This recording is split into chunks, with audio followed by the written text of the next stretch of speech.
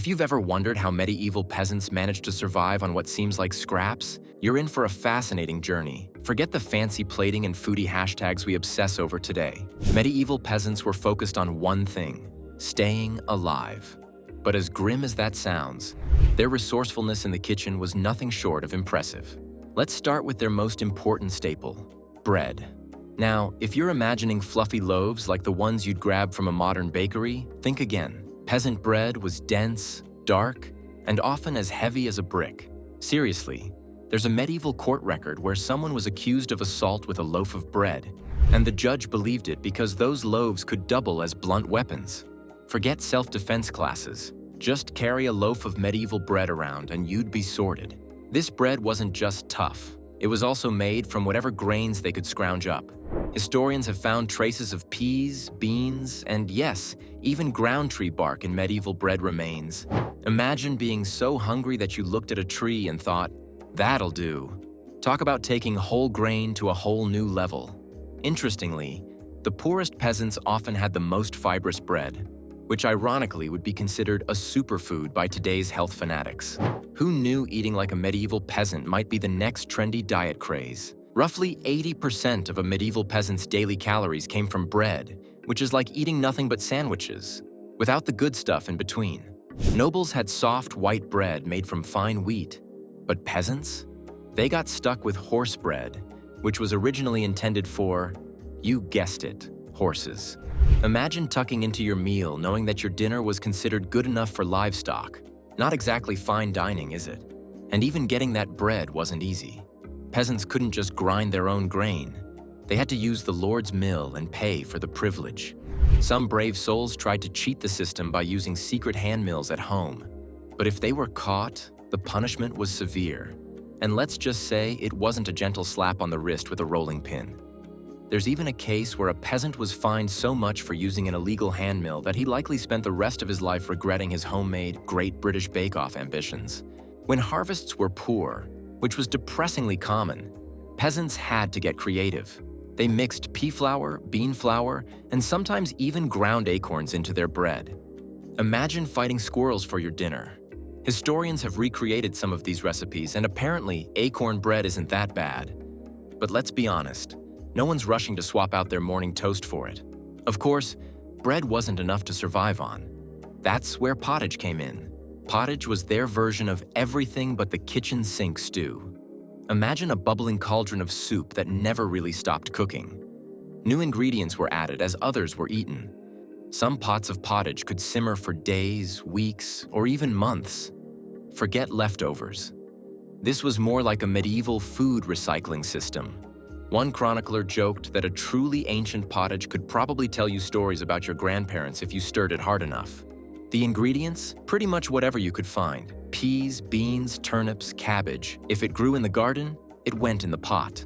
Archaeologists have even found traces of nettles and ferns in medieval cooking pots. Yep, they were eating weeds. But hey, at least they were getting their greens. One medieval text even recommended adding snails to your pottage for added protein. The medieval equivalent of adding chia seeds to your smoothie. Surprisingly, pottage was quite nutritious. Studies of medieval peasant teeth reveal they often had healthier teeth than many modern people, probably because their diet was packed with vegetables. Though I imagine their breath wasn't exactly minty fresh after weeks of nettle soup. What made pottage so brilliant was that nothing went to waste. Stale bread? Toss it in. Those dried peas from last harvest? Perfect. It was essentially the medieval version of cleaning out your fridge before you go on holiday. Except peasants did this every day just to survive. Now, during Lent, when the church banned meat, peasants had to get even more creative. Enter the beaver.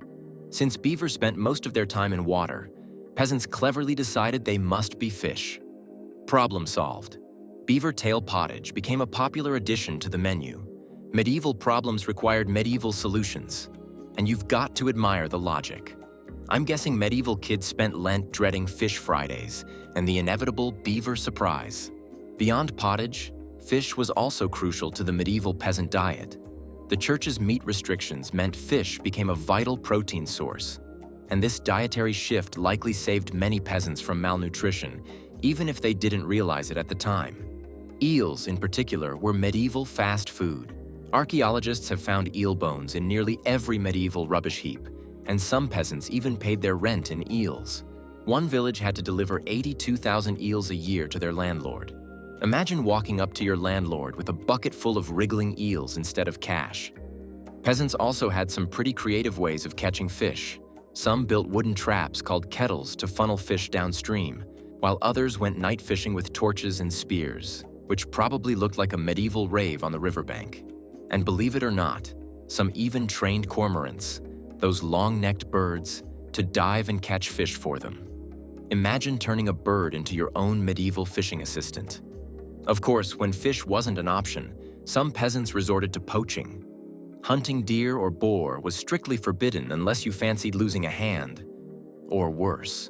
But clever peasants found loopholes. Rabbits weren't technically protected, so many peasants created elaborate traps to catch them. Others hunted squirrels, hedgehogs, and, when things got truly desperate, practically anything with legs. I suspect even spiders started looking appetizing in particularly bad winters. In fact, some peasants actually got caught poaching on purpose. Why? Because the punishment sometimes included a stint in jail. And while medieval jails were grim, at least they guaranteed you'd get fed during the harsh winter months. One famous case tells of peasants claiming a deer died of laughter after one of their friends slipped in the mud, and the judge found it so funny that he reduced their punishment. Honestly, you've got to respect their creativity. When meat and fish were scarce, peasants could usually rely on dairy. Most villages had a communal cow, and milk was shared among families. But fresh milk spoiled fast, so peasants turned it into cheese and butter to make it last longer. Archaeologists have even found medieval cheese strainers with religious prayers inscribed on them, because apparently, successful cheesemaking required divine intervention. Butter, however, had its own drama. In some regions, the church banned butter during Lent unless you had a special butter letter from the Pope granting permission. Some crafty peasants claimed butter was medicine to justify eating it. "Doctor's orders! I must have this butter!" And when it came to washing it all down, peasants rarely trusted the local water supply, which was often about as clean as a festival campsite on day 4. Instead, they drank ale. Not the strong stuff we know today. Medieval ale was weak, more like a slightly boozy smoothie with about 1% alcohol. Peasants drank roughly a gallon a day. It was nutritious, hydrating, and just alcoholic enough to kill off harmful bacteria. Medieval peasants basically invented the world's first protein shake, with a bit of a buzz included.